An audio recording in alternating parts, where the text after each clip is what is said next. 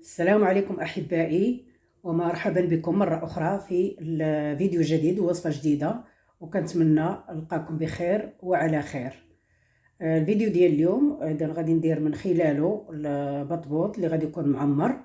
إذا غادي ندير شي حاجة معمرة وشي حاجة اللي هي العادية، وغادي تتبعوا معايا الفيديو للآخر إن شاء الله، وغادي تشوفوا معايا الطريقة والمكونات.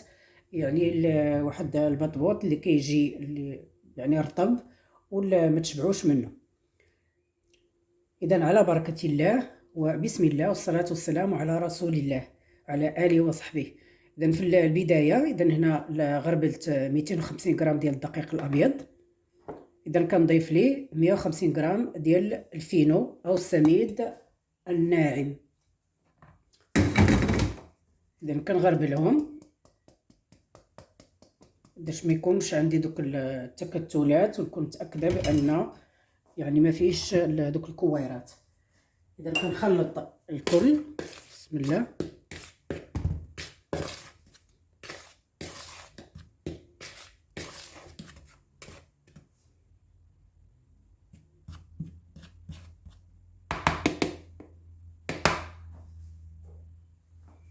كنضيف خميره الخبز، اذا الخميره الفوريه غندير معلقه كبيره ونص، ان الحل باقي شويه بارد. ثم كنضيف ليه، وهذه هي المكونات اللي غتعطي نكهه خاصه للبطبوط ديالنا. اذا وغادي تخليه رطب. اذا عندي هنا ياغورت اللي هو السائل. اذا غادي نضيف 4 ديال المعالق بسم الله، 3 4. اذا يمكن لكم ديروا الياغورت طبيعي، ندي عوض 4 لان هنا جاري كنديروا غير 2. ثم كنضيف معلقه ديال العسل اللي صوبت دين عسل منزلي، معلقه كبيره ما عامراش. كنضيف معلقه كبيره ديال الزبده حيوانيه اللي مذوبه،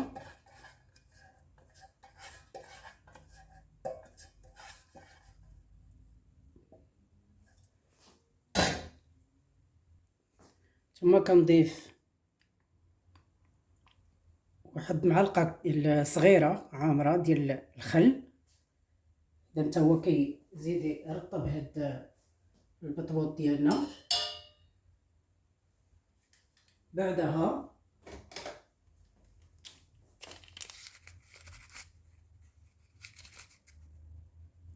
شويه ديال الخميره ديال الحلويات. اذا هذا كيخليه يعني ينفصل عن بعضه البعض، يعني كيجي خاوي من الداخل. ثم بعد ذلك اخيرا تنضيف الملح بطبيعه الحال على حسب الذوق.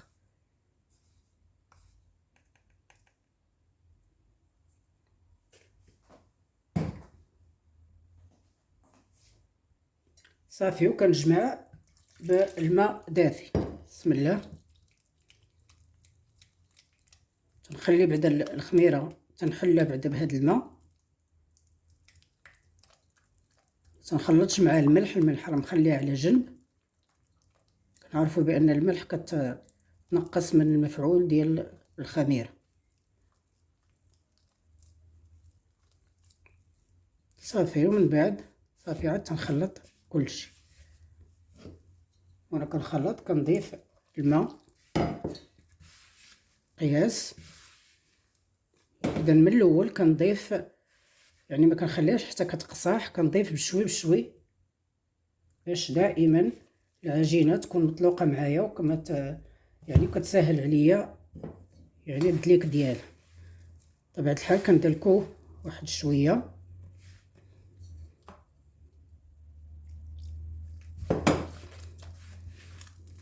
اذا تنبقى بحال هكا كنضيف الماء حتى كنجمع العجين ديالي. بطبيعه الحال الماء راه ما غاديش نعرفوا القياس ديالو الا ما خدمناش به، لان على حسب نوعيه الدقيق. اذا كالعاده اللي كيتشرب ولا اللي يعني ما كيتشربش السوائل. صافي غير كنجمع، ما كندلكاش دابا، غير نجمع ما بين يدي باش ما تقصاش.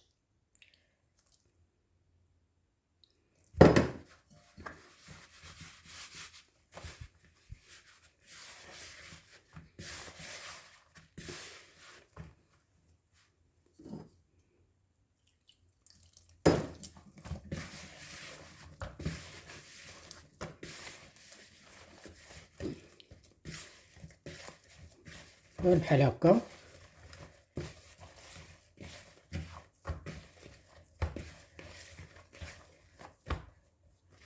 انا شفت بان باقا قاصحه، زدتها شويه الماء صافي وندلكها بحال بهاد الطريقه،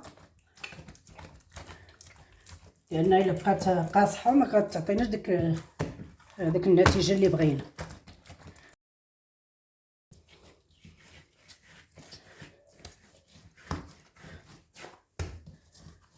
صافي بعد ما جمعت العجينه ديالي لاحظوا كيفاش كتطرطق. اذا بهذا الشكل كنعرفوا بان العجينه ديالنا بانها ناجحه.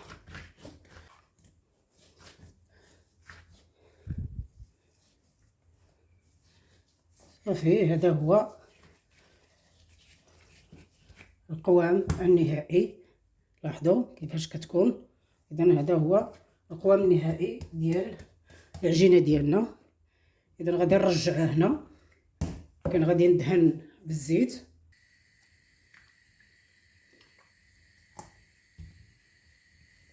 ندهنوا الطاوه ديالنا ثم كنديروها فيه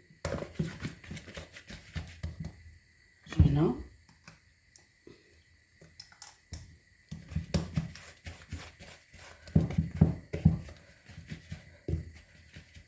صافي وكنغطيو عليها ونخليوها حتى تضاعف الحجم ديالها. نتسناو عليها تقريبا واحد الساعه، غنحسبوا لها واحد الساعه، لان في انتظار بانها تختمر. لا غادي ندوزو باش نوجدوا الحشوه ان شاء الله الرحمن الرحيم. رجعت معكم احبائي. دابا غادي نوجدوا الحشوه ديالنا. هدي هنايا جوج بصلات متوسطين،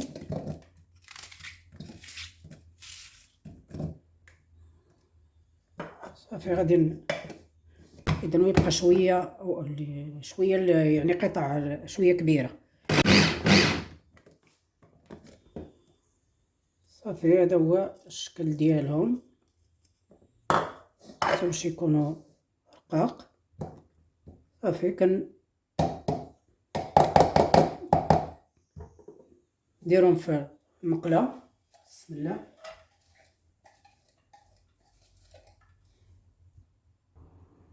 اذا بعد ذلك كنضيف عليهم تقريبا واحد 3 حتى 4 المعالق ديال زيت الزيتون.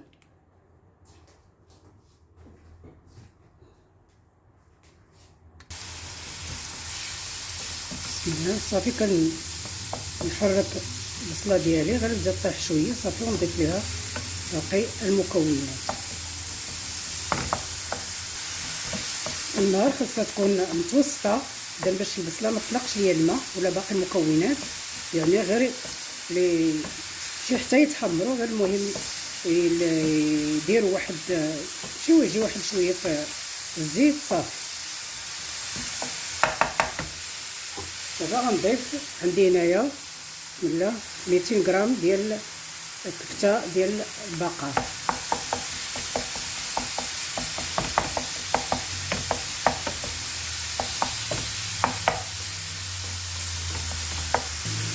صافي وكنضيف هنا عندي جزره، اذا شويه كبيره، اذا بشرتها بالحكاكه غليظه. ثم عندي نصف قرعه خضراء، اذا بما انها كبيره اذا تقريبا فيها واحد 100 غرام.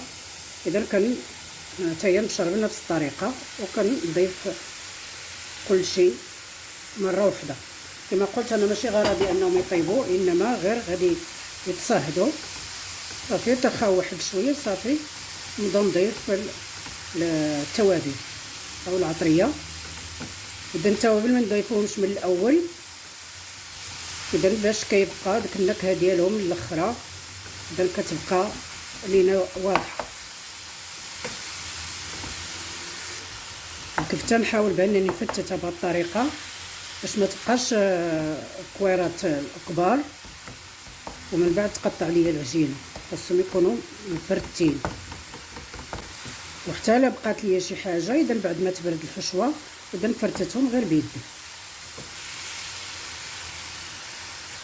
اولا كنضيف دابا التوابل. اولا كنضيف الملح بطبيعه الحال على حسب الذوق كيف ما كنعرفوا.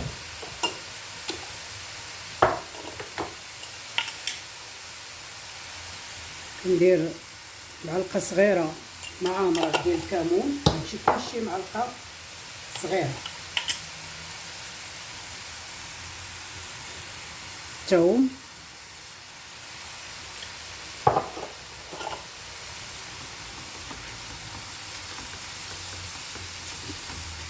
دائما وكنحرك. اذا في نفس الوقت راه الحشوه ديالي كتنشف.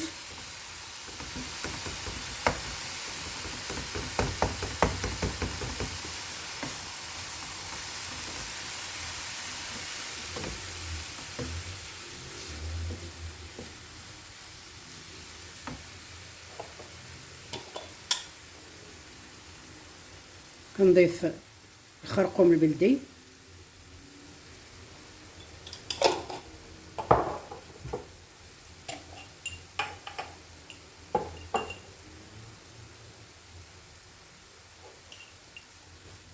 كنضيف البزار. اذا دائما معلقه صغيره.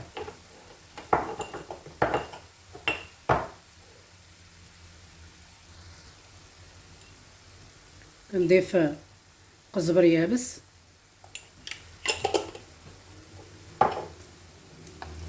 ثم كنضيف سكينجبير،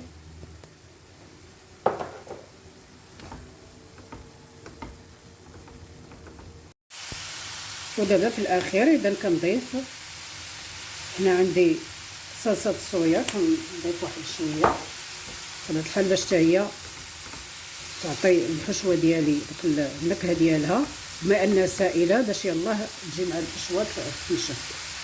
كنضيف هنايا الحار. اذا هادو كلهم اذا يعني توابل اختياريه. ثم كنضيف هنا المطار، وهنا في الاخير عندي هنايا البابريكا المدخنه. هادو كلهم يعني توابل اختياريه. صافي ما نقدر نضيفهم لا عندي ما عنديش صافي، يعني كنستغنى عليهم. راه غير التوابل الاولى راه كتعطي واحد النكهه جميله. لاحظوا دابا الحشوه ديالي هي نشفات صافي. دابا كنطفي عليها.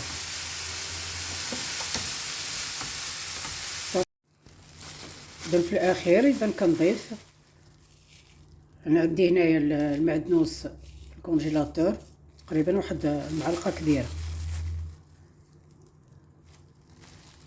باش مبداش النكهه ديالو. كنضيفوه حتى الاخير.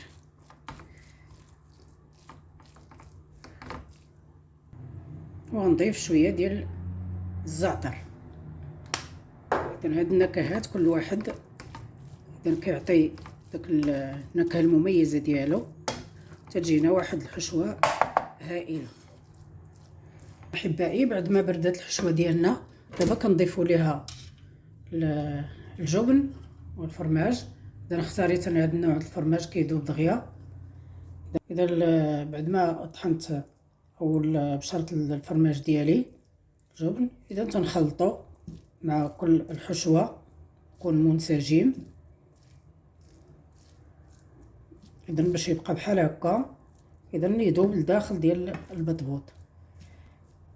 اذا كنعوضو بالفرماج الحمر اللي كنعرفو. اذا رجعنا دابا العجينه ديالنا هي خمرات. بسم الله. صافي كنرش دقيق مع انها رطبه.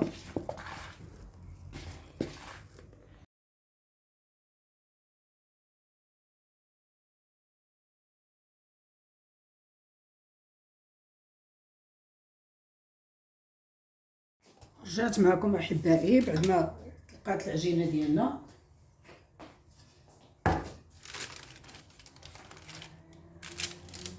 صافي اذا نبدا نطلق فيها. صافي وكنطلقوها بالمدلك. بسم الله. لاحظوا كيفاش دايره اذا منفوخه في هاد اللبيلات. اذا هذا كيعني بان العجينه ديالنا ناجحه معنا.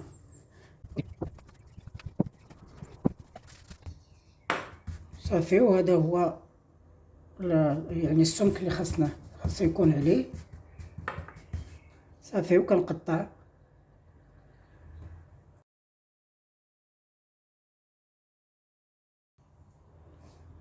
صافي اذا كندير الحشوه ديالي هنا.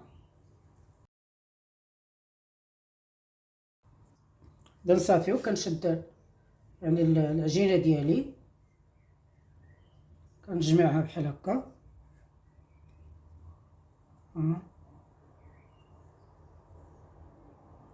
صافي لا بحال هكا. نشدها مزيان باش ما تخرجش ليا الحشوه.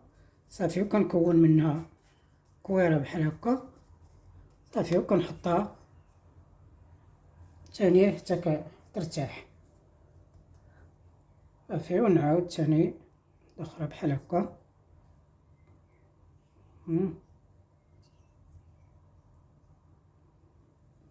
نحاول بان الحشوه نغطي عليها بالعجينه ديالي لان كما شفتوا العجينه مطلوقه مزيان. هي شوف عجينه مطلوقه. صافي كنجمعها بحال هكا.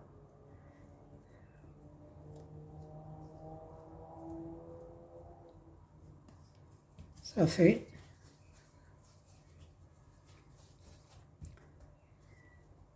صافي نحطها ترتاح ونغطي عليها. البطبوط ديالنا او ميني بطبوط اذا كيجي على هذا الشكل صغيور بحال هكا. اذا غنخليه يختمر ومن بعد نرجع معكم باش نبدا نطيب. والاخر اللي ما معمراش اذا كنديروه على شكل بطبوط. اذا البطبوط ديالنا اللي ما معمرش اذا غادي يعني نقرصو غير بحال هذا الشكل. اذا غادي يكون بهذا القياس. نفرش ليه هاد اللاطه. صافي غادي نديروه هنا حتى يخمر. نكمل.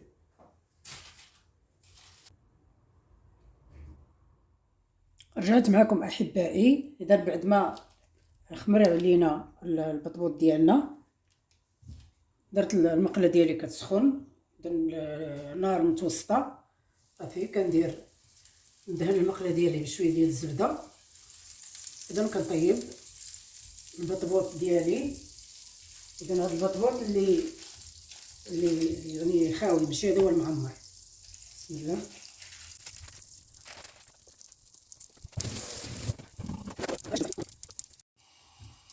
صافي غير يشد من التحت. صافي وتنقلبو اذا المرات عده اذا باش كيجي منفوخ وخاوي من الداخل.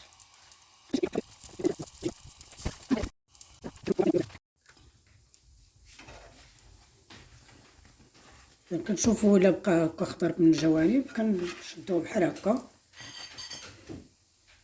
وكندوروه.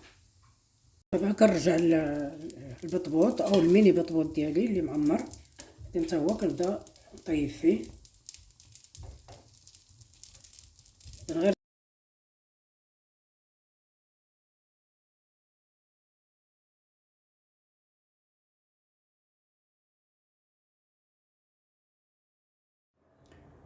رجعت معكم احبائي. اذا بعد ما كملنا الطياب ديال البطبوط ديالنا، اذا هنا بطبوط متوسط، لاحظوا كيفاش رطب. بسم الله. كيفاش يعني مدلوك مزيان، اذا كيجي خاوي هكا. اذا نديروه مع زبيده وعسيله، اذا كيجي هائل. وعاد ندوزو للبطبوط ديالنا اللي هو معمر. بسم الله، لاحظوا كيفاش كيجي محمر.